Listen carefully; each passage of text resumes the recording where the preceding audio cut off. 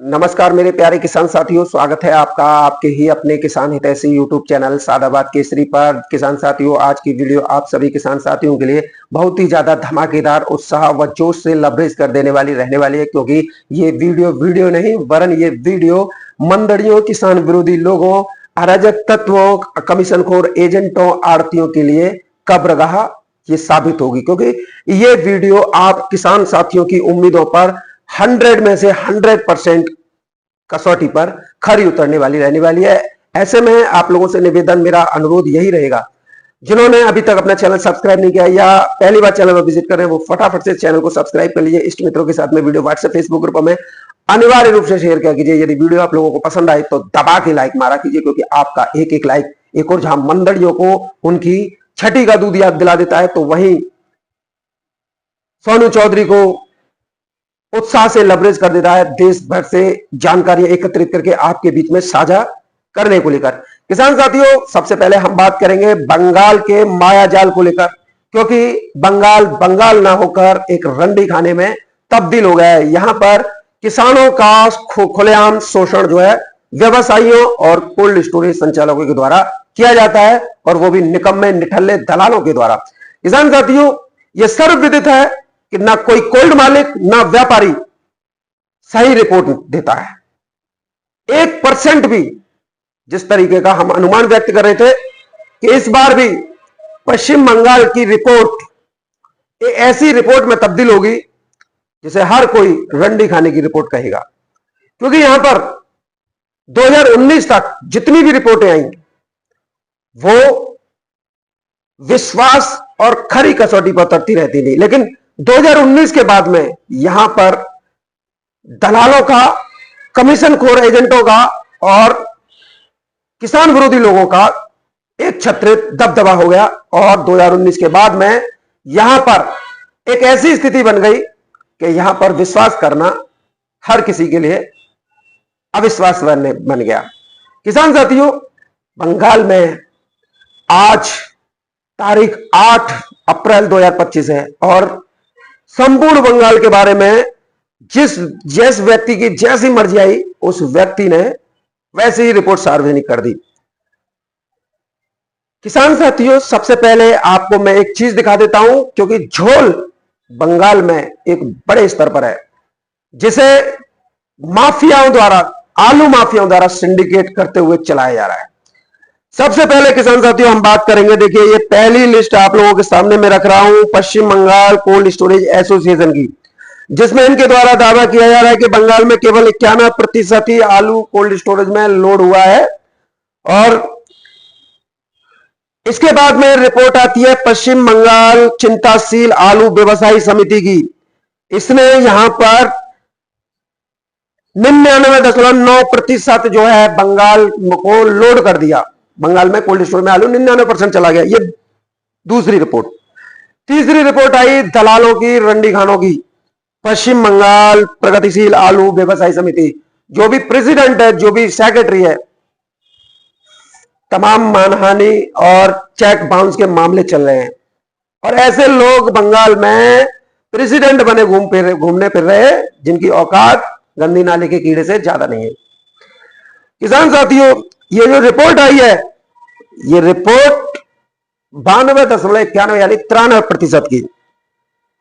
इसके बाद में किसान साथियों एक और रिपोर्ट आई है, ये आपके सामने है। और इसमें किसान साथियों यहां पर 2025 में इन्होंने दावा कर दिया कि कुल टोटल जो है 98% की कोल्ड स्टोरेज में लोडिंग आलू की हुई है। अब बताइए, 4 रिपोर्ट पश्चिम बंगाल की और चारों रिपोर्ट अलग अलग, किस पर कौन विश्वास कर ले?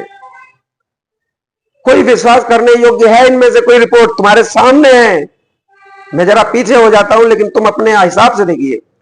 एक रिपोर्ट 91.49% का दावा कर रही है कोल्ड स्टोरेज वालों की। दूसरी रिपोर्ट सीधा 99% पर जा रही है व्यवसायी समिति दलालों की, पूरे रंडी खानों की। वो रिपोर्ट देख लीजिए किसान साथियों, वो रिपोर्ट आप लोगों के सामने है। वो रिपोर्ट कहां जा रही है?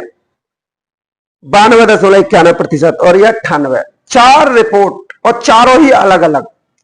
तो कहीं ना कहीं बंगाल की रिपोर्ट में पूरी तरीके से झोल है, और ये झोल उस ओर इशारा कर रहा है कि जो हमने आप लोगों को बीते 20 दिन से बता रहे हैं कि 3 की 13 आ रहे हैं, 10 पैकेट बता रहे हैं, 100 पैकेट लिखे जा रहे हैं वहां पर 1000 पैकेट, और ये आंकड़ेबाजी का खेल ये अब से नहीं चल रहा है, 2019 से चल रहा है। 2019 से पहले जितने भी अध्यक्ष बने थे, एक ही रिपोर्ट आती थी बंगाल की, और उस पर सभी आंख मूंद कर विश्वास कर लेते थे, क्योंकि वो उस समय पर ईमानदार लोग जो है व्यवसायी समिति में बैठे हुए थे और ईमानदार व्यवसायी थे।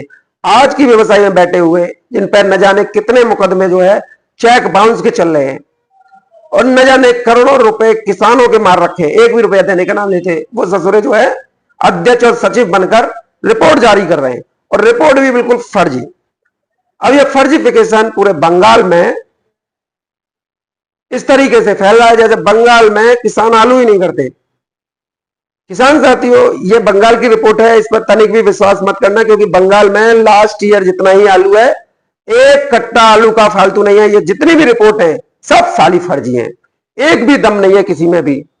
और किसान साथियों, इस रिपोर्ट के सहारे कुछ लोग आप लोगों का मनोबल डाउन करने का प्रयास करेंगे, आप लोगों से सस्ती दरों पर आलू लेने का प्रयास करेंगे, लेकिन आपको डिगना नहीं है, क्योंकि बंगाल में आलू चाहे बंपर पैदावार आ जाए चाहे पैदावार कम रहे, साला आलू अन्य राज्यों के मुकाबले सस्ता ही बिकता है। क्योंकि यहां पर चाहे ममता सरकार रही हो या ममता सरकार से पहले कोई सरकार रही हो, आलू कभी भी यहां पर तेज नहीं बिका है। लास्ट ईयर 2024 इसका स्पष्ट रूप से उदाहरण है, जब पूरे देश भर में आलू 1300-1400 रुपए प्रति कट्टा बिक रहा था, वही बंगाल में आलू 900 रुपए पहुंचते ही ममता सरकार ने सीमाबंदी कर दी और आलू 500-700 पे आ गए। कभी गया? 2019 से पहले भी देख लीजिए। 2019 से पहले की अगर हम बात करें, कोरोना काल की बात करें, जब हमारे यहां पर आलू 1400, 1600, 1800, 2000 भी बिक गए थे, उस समय पर भी बंगाल में 600-700 ही बिका था आलू। इससे आप आइडिया लगा लीजिए, बंगाल में आलू के दाम नहीं बढ़ सकते, और न ही बंगाल का आलू आप लोगों की बाजार को प्रभावित करता है, क्योंकि बंगाल का आलू केवल अपने एरिया तक ही सीमित है, क्योंकि उसकी क्वालिटी और उसकी क्षमता तुम्हारी मंडियों के कंपेयर के मुताबिक नहीं है। बंगाल का जितना भी आलू होता है किसान साथियों, वो नॉर्थ ईस्ट के 7 राज्यों में, बिहार, झारखंड, छत्तीसगढ़ और उड़ीसा तक ही सीमित रहता है, और कुछ पार्ट आंध्र प्रदेश का आ जाता है। इससे ज्यादा इसकी कोई औकात नहीं है, और न ही ये आप लोगों की मंडियों को प्रभावित करता है। आप लोगों की मंडियां नॉर्थ में है, नॉर्थ ईस्ट में ही है, नॉर्थ वेस्ट में भी है, गुजरात में भी है, एमपी में भी है, महाराष्ट्र में भी है, कर्नाटक, आपका तमिलनाडु, केरला, लक्षद्वीप, पुडुचेरी, सभी राज्यों में आप लोगों का ही दबदबा है। पंजाब का आलू भी यहां पर दबदबा कायम करने में असफल ही हुआ है। हालांकि गुजरात का आलू आप लोगों की टक्कर पर है, लेकिन गुजरात में राशन आलू ना के बराबर है।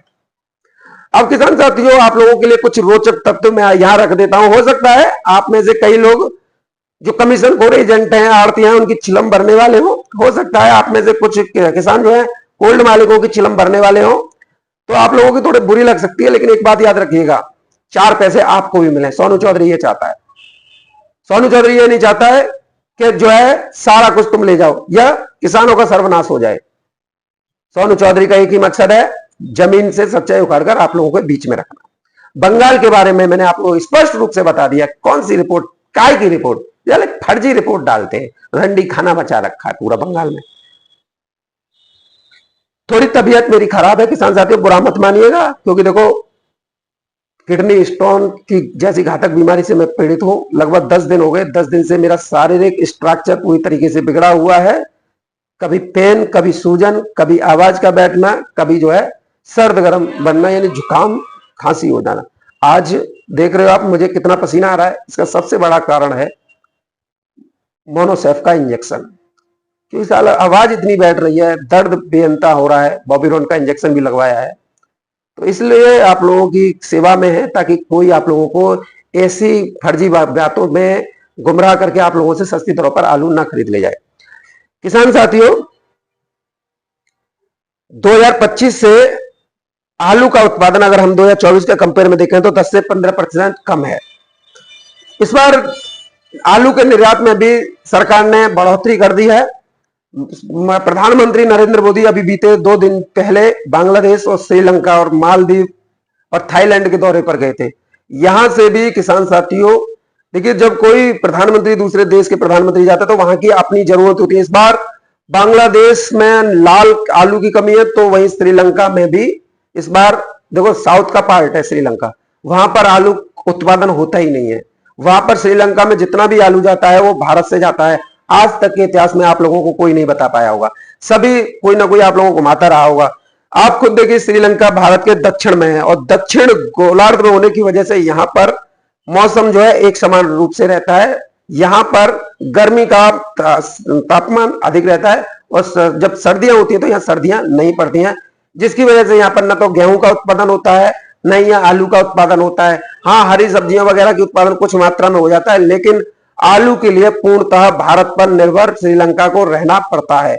लेकिन श्रीलंका आलू निर्यात होता है, इसके बारे में कोई भी आप लोगों को बताता नहीं है। इस बार श्रीलंका को भी आलू का निर्यात जो है पिछले वर्षों की तुलना में अधिक जो है होगा। किसान साथियों, इधर साउथ में लोडिंग बड़े स्तर पर हो चली है। हमारा सादाबाद में लगभग चारक कोल्ड स्टोरेज विपिन चौधरी का है, जिसमें से 7,000 कट्टों की एक साथ बिक्री हुई और एक साथ ही लोडिंग हुई, जो मंदड़ी और किसान विरोधी लोगों के मुंह पर करारा तमाचा जड़ने का काम कर रहा है कि तुम तो कहते थे साउथ में कोई डिमांड नहीं है, फिर 7,000 कट्टों की बिक्री और वो भी लोडिंग सहित, तो कहीं ना कहीं डिमांड बढ़ी है। किसान साथियों, इधर साउथ की जो प्रमुख फसल कोलार जिले की थी पुखराज, वो दिन प्रतिदिन अब जो है समाप्ति की ओर है और ऐसे में यहां पर आगरा के आलू पर इसका अच्छा खासा दबाव जो है देखने को मिल रहा है। यहां पर आगरा में साउथ लोडिंग बड़े स्तर पर होने की वजह से आलू के दाम 1800 से लेकर 2200 रुपए प्रति क्विंटल तक की दर पर जो है पहुंच गए हैं। सीधी लोडिंग किसानों से हो रही है। किसान साथियों, अगर हम बात करें किसानों के, आप लोगों के आलू के सही रेट नहीं लेने देने में सबसे ज्यादा बड़ा हाथ, सबसे बड़ा सिंडिकेट कमीशन एजेंट आड़तियों का होता है, क्योंकि जब आलू सस्ता होता है तो इन लोगों को इससे एक मोटा दाम अर्जित करने में फायदा होता है। वही आलू की कीमतें अधिक होती हैं तो किसानों को फायदा अधिक होता है। अब ऐसे में ये लोग नहीं चाहते कि किसानों को फायदा हो। ये वही कारण है कि एक चक्रव्यूह रच के आप किसानों का आलू सस्ती दरों पर बिकवाने के लिए एड़ी से चोटी तक का जो लगाते हैं, इनका सिंडिकेट इतना मजबूत है कि हर मंडी में इन जैसे दूत जो है पाई जाते रहे हैं। किसान साथियों, इन लोगों का काम इतना बड़ा घिनौना कृत्य होता है कि एक और ये कमीशन खोर एजेंट और आड़तिया, एक और जहां पर किसानों को गुमराह करते हैं, भ्रमित करते हैं, डराते हैं, धमकाते हैं, तो वहीं व्यापारियों को ये पूरी तरीके से उलझा कर रख देते हैं। और किसान साथी बात करें तो ये कोल्ड स्टोरेज संचालकों को भी नहीं छोड़ते हैं। कोल्ड संचालक भी इन लोगों की बातों में आकर सस्ती दरों पर आलू बिकवाने के लिए बाध्य हो जाते हैं। किसान साथियों, मंडी में इन लोगों का एक बहुत बड़ा सिंडिकेट काम करता है, जिसे आप 2024 में भी देख चुके हैं। पूरी साल 2024 में आलू तेज दरों पर बिका, लेकिन अंत में सितंबर आते आते इन लोगों ने एक ऐसा माहौल बनाया कि आलू की कोई डिमांड नहीं है, कोई कुछ नहीं है, और पलटू राम जैसे यूट्यूबर का साथ लिया, क्योंकि पलटू राम भी इन्हीं के सिंडिकेट का एक हिस्सा था, जिसने इस तरीके का अफवाह फैलाई। और आलू के बाजार आप लोगों ने 2024 में देखे कैसे रहे। होता नहीं, लेकिन यह हो चुका था। किसान साथियों, ये लोग जो हैं विभिन्न सोशल मीडिया ग्रुप, जिसमें फेसबुक के भी ग्रुप आते हैं, फेसबुक पेज भी आते हैं, व्हाट्सएप ग्रुप भी आते हैं, तमाम ऐसे वो हैं एक्टिविटीज, ट्रेड यूनियन भी हैं और मंडियों में अच्छी खासी पकड़ भी रखते हैं। ऐसे में ये लोग किसानों को अपने समूह में शामिल कर लेते हैं और फिर वही रंडियों का नंगा नाच जो है मुजरा टाइप का करना जो है शुरू कर देते हैं। किसान साथियों, किसानों का मुनाफा जो आप लोगों को मिलना चाहिए, इनकी रणनीति से इस समय पर टकराव की स्थिति में है। इस वजह से आलू के दाम नहीं बढ़ोतरी हो पा रही है। आप लोगों को इनके सिंडिकेट को तोड़ना होगा। कहने का तात्पर्य किसान साथियों दरअसल ये है कि व्यक्ति हम कोशिश कर सकते हैं, पूरी कोशिश के लिए 500 से लेकर आपका आलू 900-1000 रुपए प्रति कट्टा तक ले आए। किसी भी यूट्यूबर में दम नहीं थी। कम से कम आप लोगों को थोड़ा धन्यवाद तो देना चाहिए कि भाई आप लोगों ने उम्मीद तोड़ दी थी और हम इस बाजार को यहां तक ले आए। और मैं यहां दावे के साथ कह रहा हूं, ये बंगाल की रिपोर्ट फर्जी, गुजरात की भी आई वो भी फर्जी, पंजाब की हालत देख लो, कोल्ड स्टोरेज से निकासी जो है शुरू हो गई है। कहां गई ढेरी, कहां गए डंप, कुछ बचा? सिर्फ ये आप लोगों को गुमराह करने का एक षड्यंत्र था। किसान साथियों, आप लोगों से मेरा अनुरोध निवेदन यही रहेगा, आलू तो 1400 रुपए प्रति कट्टा बिकना है, इनके बाप इनकी मां ने भी इतना दूध नहीं पिलाया होगा, और हम कह रहे हैं इन्हें छठी तक का दूध याद दिला देंगे हम।